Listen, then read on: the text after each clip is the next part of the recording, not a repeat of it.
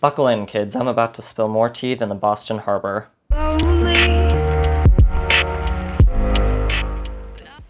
Cancel culture. If you've been on the internet for any amount of time, you're probably well aware of what cancel culture is. And you're probably aware of how toxic it can be. That's what I want to talk about today, because everyone's obsession with canceling creators that they've been watching for so long and destroying their careers isn't only damaging the creators, but society as a whole.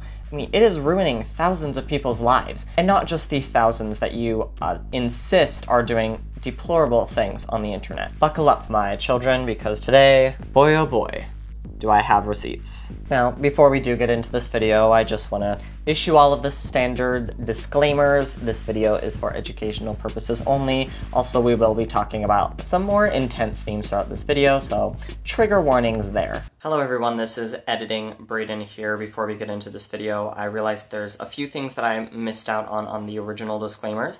The first one here is just that there is so much information. These are very complex topics, so I won't be able to cover even close to all of them, but I will be linking fellow resources and ideas towards a lot of the things down in the description below. Additionally, I don't want to say who I side with, that I side with any specific person in any of these videos. Obviously, these are a lot of very intense situations. I simply want to talk about how cancel culture can be dangerous, not specifically saying I agree or disagree with any of these creators or the things that they have done or the victims and the people that it has involved. Also, I will be talking about a few different creators here, and I do not have enough time to go into all of their backstories because they are messy and full of just a lot of different things going on. So if you do want to take time on your own to study these creators and learn a little more about them, I will be including some links to some information about kind of what was going on with these creators down in the description box below,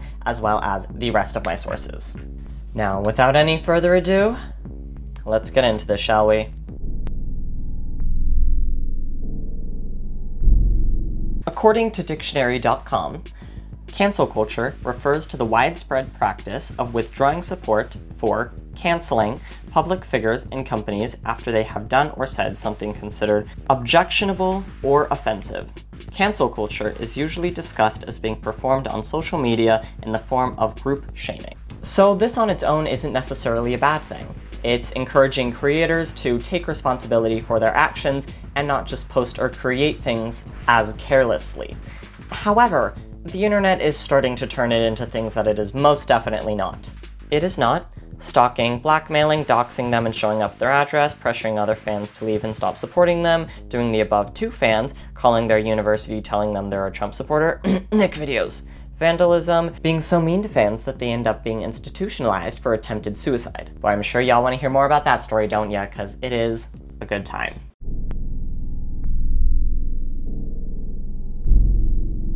So the first thing that I want to talk about here isn't necessarily exactly cancel culture, but this does bleed very heavily into this. Ryan Barnes recently made a video about this topic. For those of you who don't know who Ryan is, she is an up-and-coming creator who is famous for her give no fucks attitude and abnormally low voice, attributed to her transitioning into a man and then detransitioning back into a woman. In a recent video, which she was hesitant to post, she talks about how people have been talking on behalf of other people.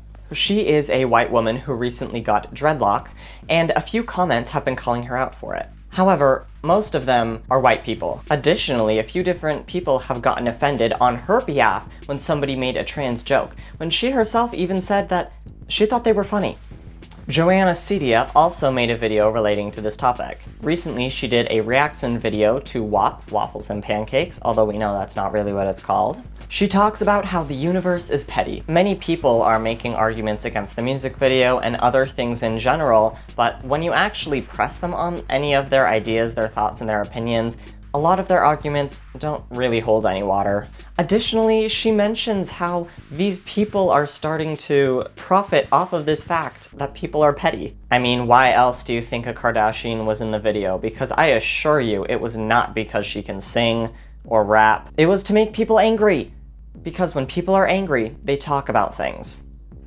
and all press is good press. Now, although throughout the remainder of this video I will be primarily focusing on younger people, I feel like it is also important to acknowledge the people that are contributing to this behavior. The white middle-aged woman who likes to complain, also known as the Karen. A creator named Optimus made a video talking about how many of these Karens were getting angry at Adult Swim.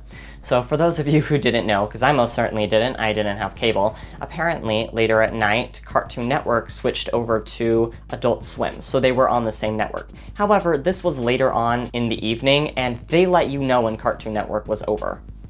A lot of these people have been complaining, saying that their children have been watching these shows and are being, I don't know, indoctrinized or whatever into something. He basically goes on to say that your absentee parenting is responsible for your children watching these. If you knew it was going to be on, your kids shouldn't have been watching it. Additionally, it was later on in the evening, so why were they awake? You might think this answer is obvious. Obviously, it's gonna hurt the creators, it's gonna hurt their careers, and it is going to either make them change their ways or they're going to leave any of the platforms that they're on. But that's not true. It's also affecting the fans very heavily. So when Gabby Hanna came back to start producing content again after leaving the internet for a while, she talked about how one of her fans that has been around for the longest and supporting her videos was actually institutionalized for attempt suicide because the amount of hate that she was getting online for still supporting Gabby was that bad. Let me also reiterate that not only was this person a minor, underaged, a literal child, but many of Gabby's fans were, and a lot of them had to undergo serious emotional stress. Some of them even got doxxed with their addresses being leaked. This is the point that makes it the most deplorable. A lot of these people that this is hurting and affecting are underage. A lot of them are having issues where their addresses are getting leaked or getting institutionalized. They're having severe psychological trauma because of something they didn't do, just because they support someone that a majority of the internet has decided they don't like. Additionally, in the case of Benji Krol, one of his friends has come out a few times on Twitter over the past day to say, can we stop? She's undergone a lot of emotional stress over the past few days, and it's starting to get to her. Obviously, because y'all are insane. Of course, this has also been affecting the creators, with many of them having full-blown mental breakdowns. In the case of Gabby Hanna, and for them to be tweeting right now, I'm playing the victim, I am the fucking victim. Shane Dawson, this is insane, this is insane, this person literally, oh my god, and Benji Krol, who has attempted to take his own life and had to leave social media in order to, you know, not go crazy.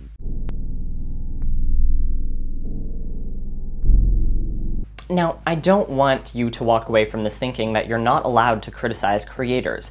That is how we grow, is getting constructive criticism. I feel like a good example of someone who handled this in a very good way was Drew Gooden in a video that he did about a year ago. Basically, in this video, he talks about Lilly Singh and her departure into the late night show television. He talks about what she did bad, what she did good, what she could improve on, and why it didn't work. He looked at this topic from all sides and made sure to thoroughly cover everything, not coming from any sort of bias of liking or disliking Lilly Singh, but coming as true constructive criticism that is looking at all aspects of the problem. He mentioned how she's not failing because she's a bad creator, but she's failing because she's doing something that she's not used to.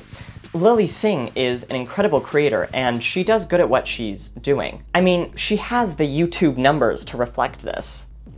My computer's being so loud in the background. However, on YouTube, she's known for sketch comedy. She went into a completely different realm where she was doing stand-up. Short 5-minute sketch comedy skits where you have plenty of editing and you can take several takes is going to be a lot different and a lot of a different vibe than doing stand-up comedy, which is sometimes going to be longer or shorter, but you do all have to do it in one take. However, out of this entire video, what I consider to be one of the most pertinent concepts that he brings up is the constructive criticism part.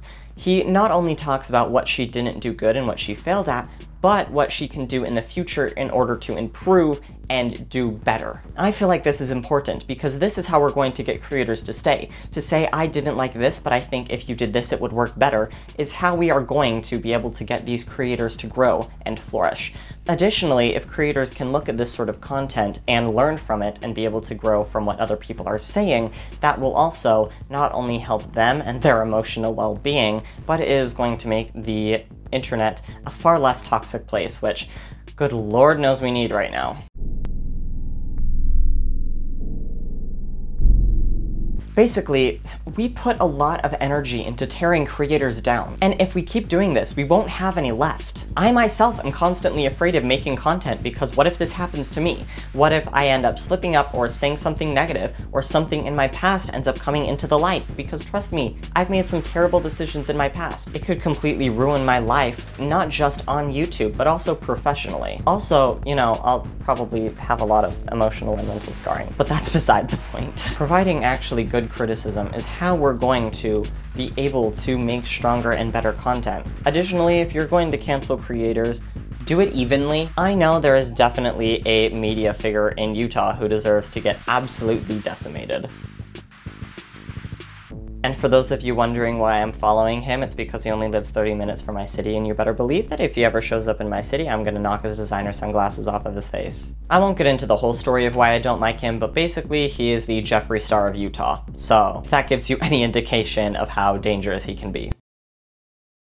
Alright everybody, if you've made it this far, good job. I really did enjoy making this video. It's something that I've been working on for literal months because girl, someone had to talk about this, so. Anyways, if you did enjoy it, make sure to give it a big thumbs up, letting me know your support, as well as leave a comment, why don't you? And of course, don't forget to subscribe and ring that bell notification, it's very important, as well as follow me on all of my social medias. They will be linked down in the description box below.